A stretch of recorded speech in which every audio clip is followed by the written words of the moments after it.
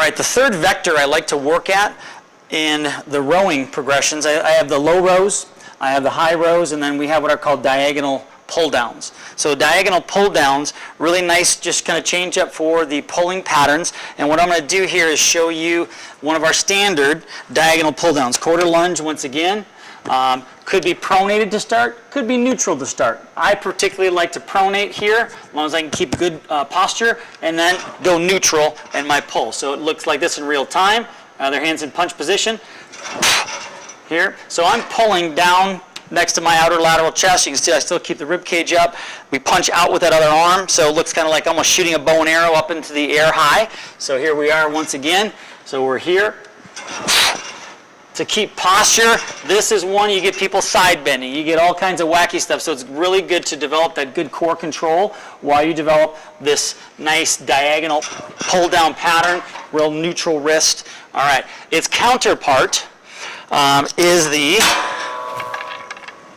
cook bar again, or the long rope, or as I have here, the half cook bar, which gives you a little more leverage. So the half cook bar is kind of cool too. So we have, again, we're going to go with that fencer stance here in that hip turn. So there's my fencer stance. I'm up here. The stack is lifted on this one. I pull. I get my hip coming through. Punch. So I change my vector, going more diagonal down.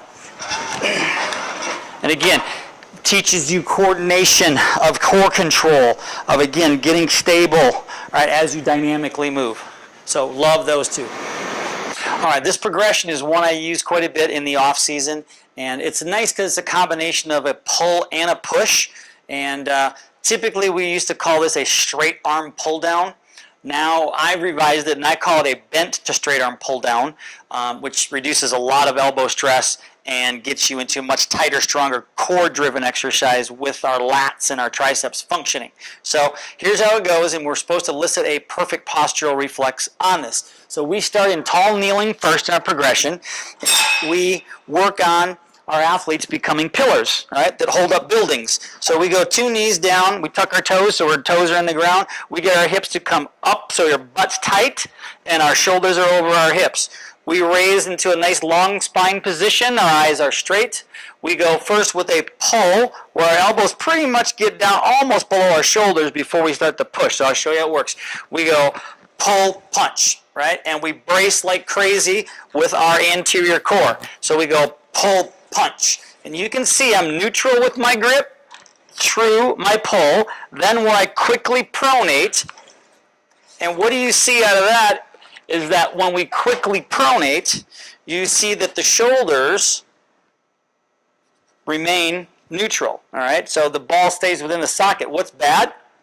Right there, right there. You see a lot of that because people go too heavy, right? It's that simple. Lighten up.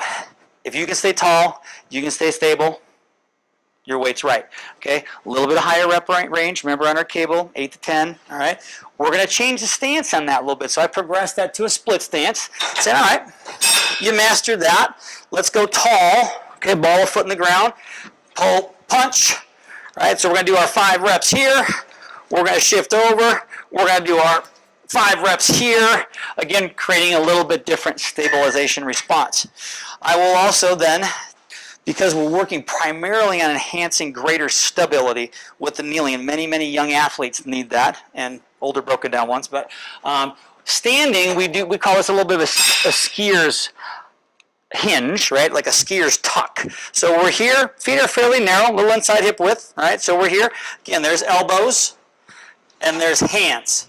So again, it goes crisply from 1 to 2, so I often tell people 1, 2. Right, and make it flow. 1, 2.